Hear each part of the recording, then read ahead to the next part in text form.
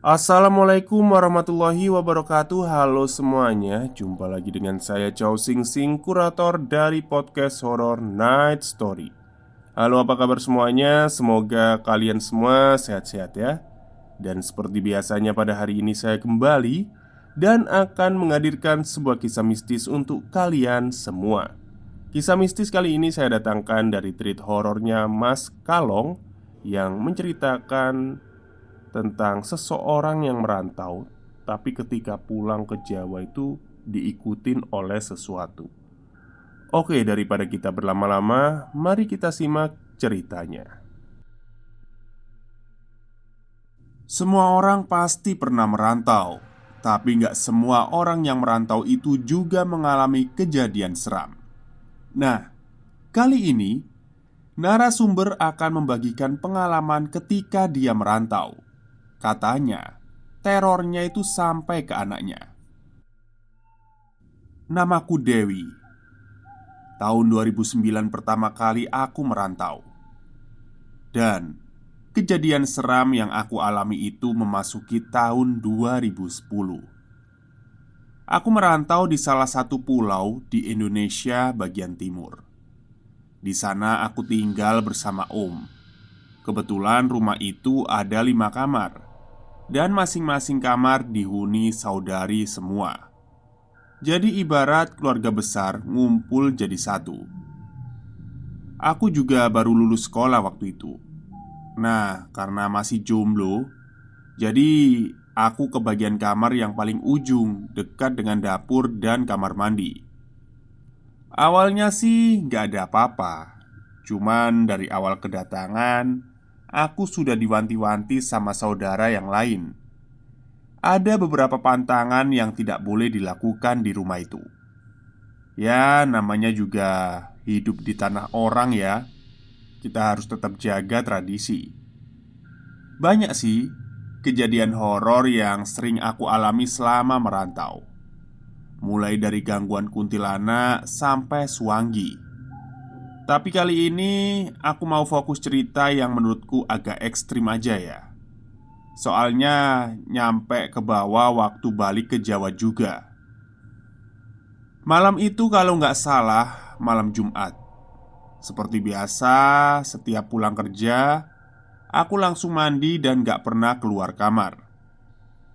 Di dalam kamar cuma main HP, buka sosmed, atau SMS-an sama teman dan keluarga di Jawa.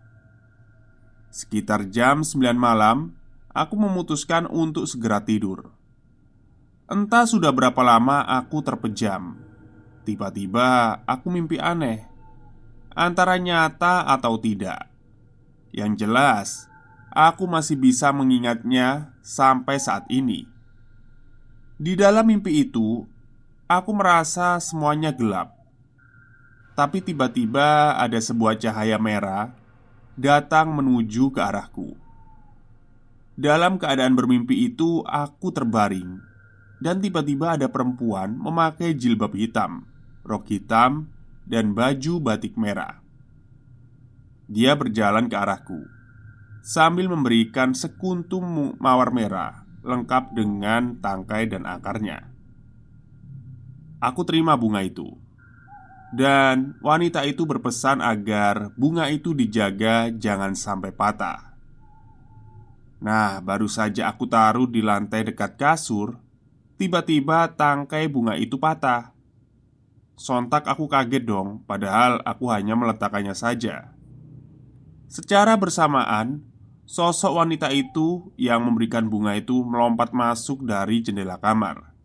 Dan ketika dia masuk, aku mendengar ada suara langkah kaki sepatu high heels.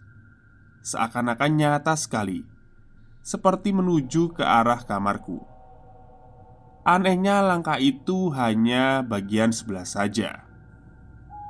Ketika sampai di ambang pintu kamarku, rasanya sukmaku seperti tertarik ke atas, melambung tinggi dari ragaku. Dalam keadaan demikian, dalam hatiku refleks membaca ayat kursi. Selesai membaca, aku lantunkan kembali bacaan 3 surat Kul. Dan sampai di surat An-Nas, tiba-tiba ada suara terdengar di telingaku. Suara itu mengatakan seperti ini, "Baca terus, Nduk. Jangan sampai lengah." Dan muncul kilatan putih yang seakan-akan dia melindungiku. Kilatan itu menghalangi dari serangan cahaya merah yang akan mendekat. Tak lama kemudian, setelah kilatan putih itu menghilang, telingaku bergemuruh, seperti habis tertiup angin kencang. Dadaku panas, tulangku rasanya linu-linu. Seperti apa yang baru saja aku alami terasa nyata. Setelah kesadaranku kembali, aku ngos-ngosan. Aku duduk dan bersandar di tembok. Saat itu juga pendengaranku kembali normal dan aku bisa mendengar suara dengkuran dari saudara yang tertidur di ruangan depan. Sejak kejadian itu, setiap kali aku sholat seperti ada yang memperhatikan dari belakang. Apalagi ketika salam terakhir, seperti ada yang ikut duduk di belakang. Namun ketika aku toleh, tidak ada siapapun.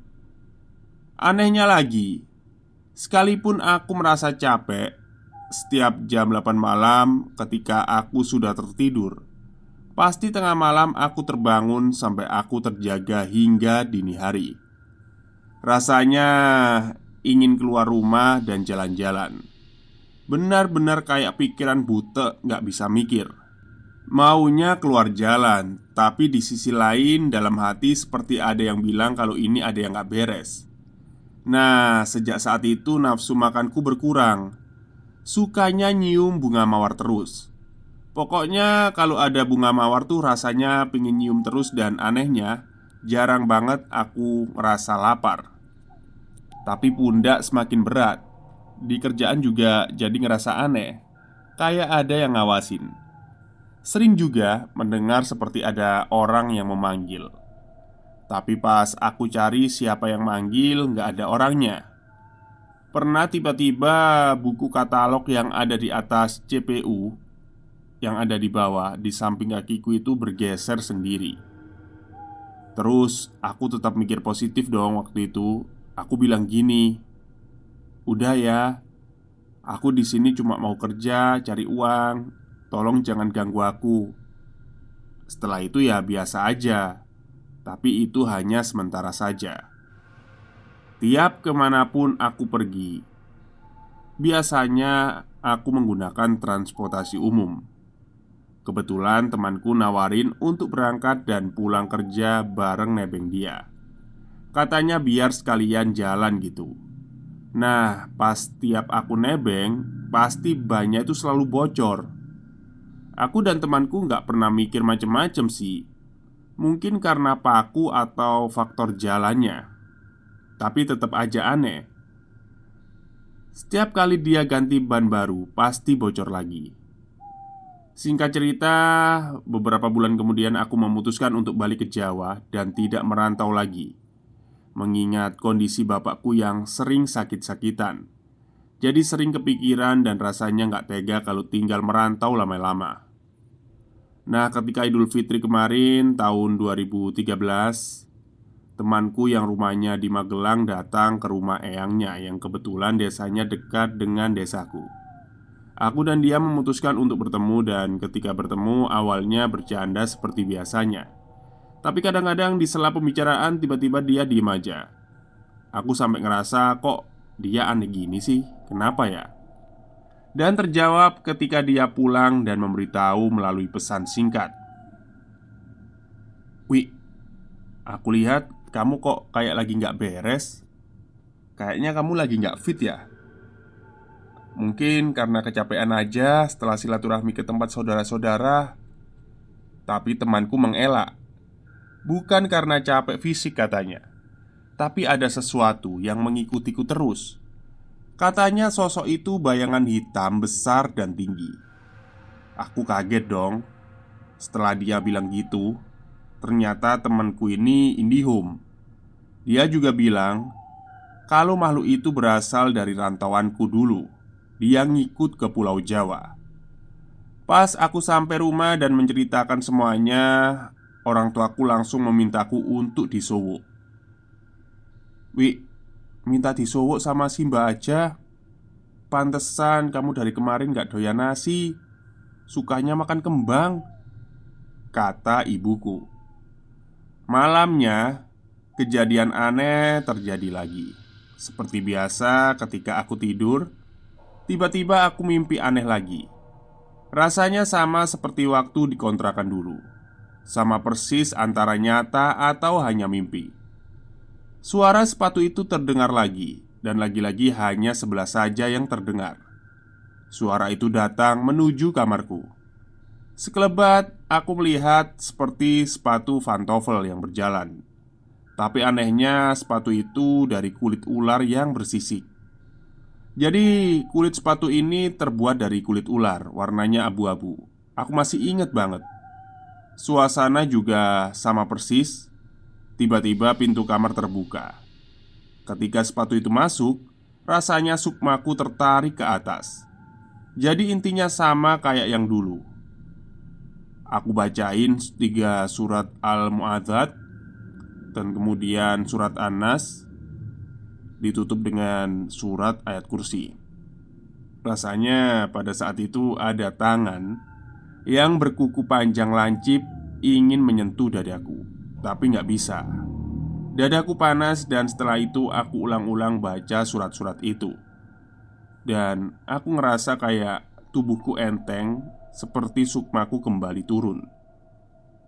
Kesadaranku kembali sepenuhnya. Dan aku pun terbangun. Aku mulai bisa mendengar lagi suara dengkuran dari kamar bapak. Dan lagi-lagi setiap kejadian seperti itu, rasanya badanku pegel dan sakit semua. Keesokan harinya aku langsung pergi ke rumah Mbah Kakung minta disuwuk. Jadi saya kasih tahu dulu ya apa itu suwuk. Suwuk itu adalah pengobatan dengan menggunakan air yang sudah diberi bacaan doa. Ya seperti itulah. Setelah disowok, badanku jadi enteng, pikiran juga yang biasanya berat jadi ringan. Hati juga nggak sumpek. Intinya kayak tenang gitu. Beberapa bulan setelah itu, teman bapakku kebetulan datang bertamu. Tapi ketika beliau melihatku, langsung senyum dan berkata seperti ini, "Ada yang suka sama anakmu, Mas.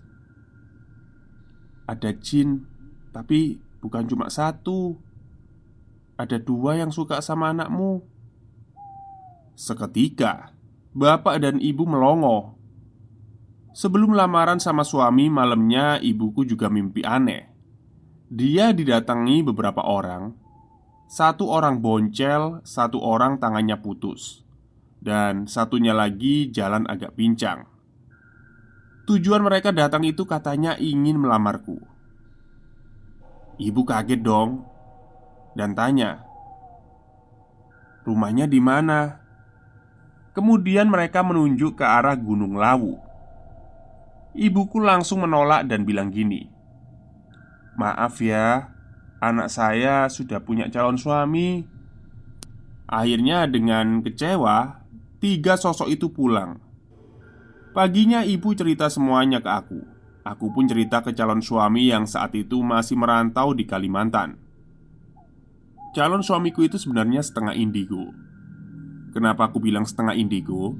Karena kadang dia mau pakai, kadang enggak. Maksudnya bisa pakai atau enggak mungkin ya. Dia coba bentengin dari Kalimantan. Setelah selesai dibentengin, malamnya aku mimpi kayak didatangi laki-laki dekil yang sering datang ke mimpi. Dia duduk di pojokan seperti kayak di penjara gitu. Dia lagi duduk meringkuk. Dan setelah menikah, kejadian aneh dan mimpi buruk itu tak pernah terjadi lagi. Tapi ketika aku punya anak, kejadian aneh itu kembali mengganggu. Pada saat itu anakku berusia 2 tahun. Awalnya hanya sakit bapil biasa, tapi dia selalu muntah dan diare. Karena khawatir, aku akhirnya membawanya ke rumah sakit. Awalnya dia ngoceh biasa, tapi lama-lama dia melihat ke atas dan langsung kaku. Matanya melirik. Seketika aku terkejut dan teriak manggil suami. Anakku kejang-kejang tanpa panas, tapi kejangnya itu bukan kayak Ayan ya. Setelah kejang, dia pingsan dan setelah itu dia dimasukkan ke UGD. Namun dia kembali kejang. Matanya melirik ke atas, gerakannya ke kanan dan ke kiri. Giginya gemertak dan mengeram. Suster dan perawat yang ada di ruangan pun ikutan panik dan segera mencari obat penenang. Setelah disuntik, dia kembali pingsan. 2 hari 2 malam anakku dirawat. Dan selama itu pula kejang selama 6 kali. Tapi anehnya tiap mau kejang, dia selalu terfokus pada satu titik yang ia lihat. Lama-kelamaan dia diam. Giginya kembali gemeretak dan kejang-kejang lagi. Suamiku langsung telepon saudara yang di Kalimantan dan mencoba membantu mengobati dari jauh. Setelah opname 4 hari, alhamdulillah anakku sembuh. Sepulang dari rumah sakit, saudara yang dari Kalimantan telepon. Dia bilang kalau uang mengganggu itu mungkin ya. Dia bilang yang mengganggu itu adalah jin yang dulu suka sama aku. Karena sejak menikah, dia nggak bisa deketin aku lagi. Jadi dia itu mencoba untuk ganggu anakku. Sampai akhirnya saudara suami mencoba untuk meleburkan sosok jin yang mengganggu itu. Dan happy ending, kini aku dan suami dan anakku hidup tenang tanpa gangguan jin yang nggak tahu diri itu. Terima kasih. Ya mungkin itulah kejadian yang menurutku paling ekstrim. Mau percaya atau tidak ya terserah kalian. Oke. Ya memang ada ya fenomena seorang laki-laki atau perempuan manusia itu disukai atau dicintai sama jin itu memang ada. Saya pernah mendengar kesaksiannya sendiri ya, lewat teman saya itu. Teman saya ini kebetulan laki-laki sih. Laki-laki, dia kerja di daerah Surabaya. Pindah-pindah kantor lah. Di kantor yang terakhir ini, setiap dia pulang ke kosannya itu kayaknya itu badan itu terasa berat gitu kan. Terasa berat, terus kayak ya pokoknya capek banget lah. Tapi anehnya, mohon maaf, dia tuh sering banget mimpi basah. Jadi kayak mimpi basah puber itu ya. Bahkan seminggu itu bisa sampai 4-5 kali. Katanya seperti itu. Awalnya ya dianggap mungkin karena capek atau ya udahlah, alamilah, faktor alami tubuh gitu ya. Ya saya nggak tahu ya faktor medis gimana. Terus lama-kelamaan kok dia itu kayak ngerasa aneh. Setiap mau tidur, yang biasanya dia nggak pernah ngebayangin yang aneh-aneh soal perempuan ya. Dia itu selalu kayak ngebayangin yang aneh-aneh. Maksudnya ngebayangin yang aneh-aneh itu mesum lah, pikiran mesum gitu, pikiran kotor. Dari yang awalnya mimpi basah, terus akhirnya dia itu kayak sering melakukan coli gitu ya, vape itu ya. Jadi bisa sehari itu dia coli itu sampai 3 kali, 2 kali, katanya seperti itu. Dan itu sangat mengganggu hidupnya. Pada akhirnya dia ketemu seorang teman. Temennya ini kebetulan ya indigo, bisa ngelihat. Itu ada yang suka sama kamu, jin perempuan yang ada di kantornya itu. Akhirnya dibawalah ke Pak Kiai. Terus ya udah, intinya disembuhin sama Pak Kiai itu. Dan dia udah tenang dan gak pernah ngelakuin kegiatan yang seperti itu lagi.